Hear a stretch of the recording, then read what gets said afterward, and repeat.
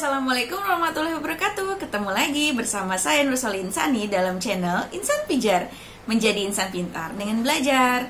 Di video kali ini, setelah kita mendengarkan video pertama, kedua, dan ketiga, kita akan membahas mengenai teori. Bagaimana sih cara menentukan teori dari penelitian yang sedang kita susun? Jadi, teori itu merupakan pisau analisis.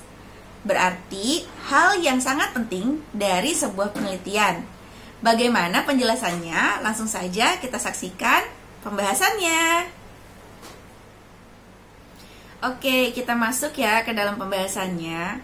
Untuk menentukan sebuah teori dari penelitian yang sedang dibuat, tentunya kita sudah punya konsep, tentunya kita sudah punya masalah, tentunya sudah kita susun di dalam sebuah judul yang baik dan benar, di mana dalam judul itu variabelnya tidak boleh satu, karena dalam sebuah judul variabelnya harus ada dua.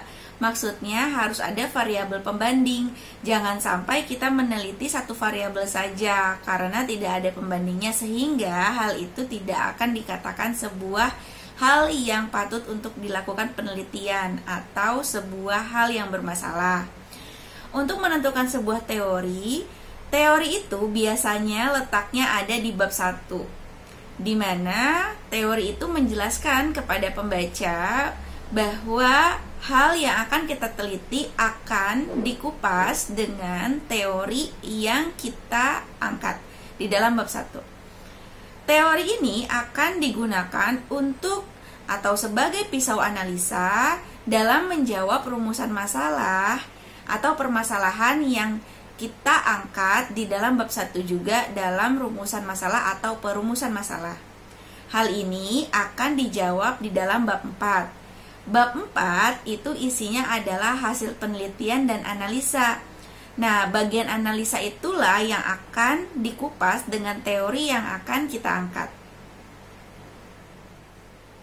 Kebanyakan orang menganggap bahwa teori itu adalah pengertian-pengertian dari para ahli mengenai atau kata-kata yang ada dalam judul.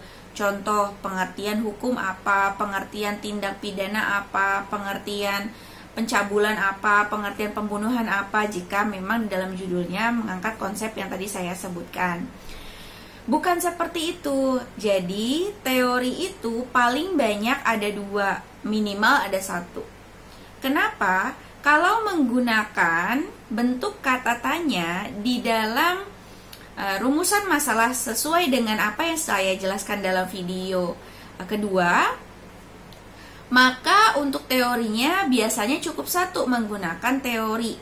Nah, teori ini bukan berisi pengertian dari ahli A, pengertian dari ahli B, pengertian dari ahli C mengenai sebuah masalah atau mengenai sebuah tindak pidana. Bukan. Teori ini adalah sesuatu hal yang berhubungan dengan permasalahan yang kita angkat.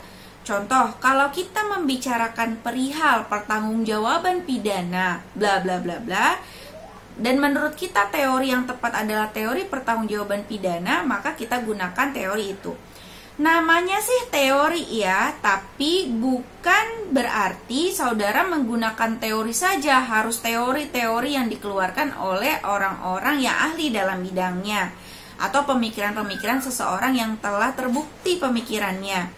Tapi saudara juga bisa menggunakan asas.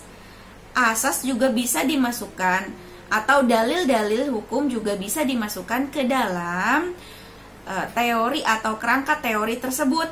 Ya, jadi teori itu bisa 1, maksimal 2. Karena apa? Rumusan masalahnya kan ada 2. Ibaratnya seperti ini. Saudara sakit, berobat ke dokter. Ternyata sakitnya itu hanya flu biasa saja.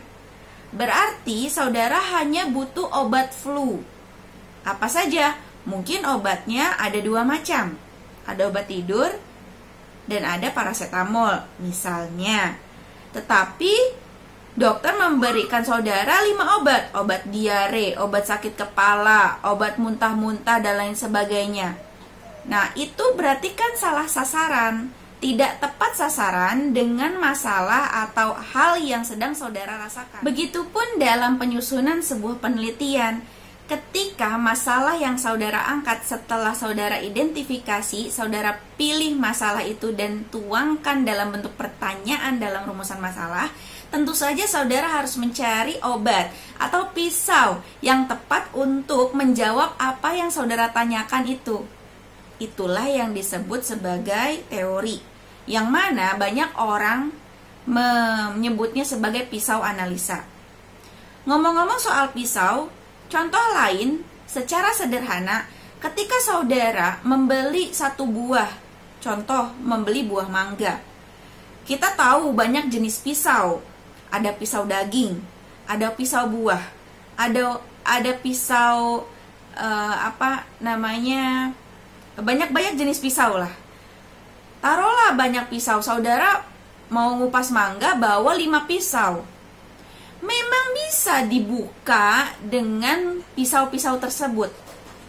Tapi mangga itu akan lebih maksimal saudara dapat dagingnya dan lain sebagainya, hanya kehilangan kulit tapi dagingnya tidak hilang ketika saudara membukanya dengan pisau buah, bukan pisau daging maupun pisau sayur.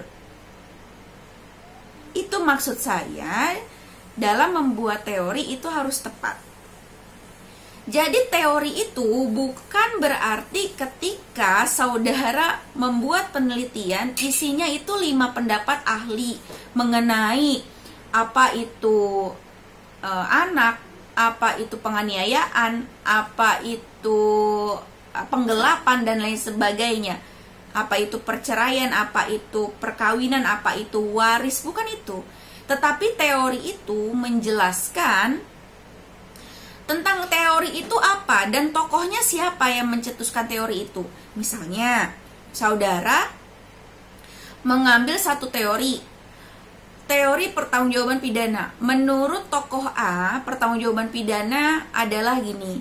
Pertanggungjawaban pidana bla bla bla bla bla bla bla bla. Hanya membicarakan soal pertanggungjawaban pidana. Intinya teori itu tuh ngomong apa yang seharusnya ada, yang terjadi menurut teori itu tuh harusnya seperti apa. Nah, itulah yang nanti akan menjadi pengupas atau yang akan menguliti masalah saudara yang nanti mantep banget jawab di bab 4 bagian analisa.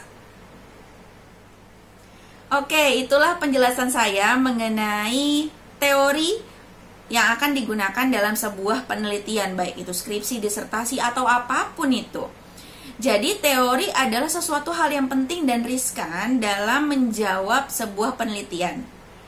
Semoga apa yang saya sampaikan bermanfaat dan menuai keberkahan untuk kita semua. Jika ada kritik dan saran serta masukan, dapat dituliskan di dalam kolom komentar.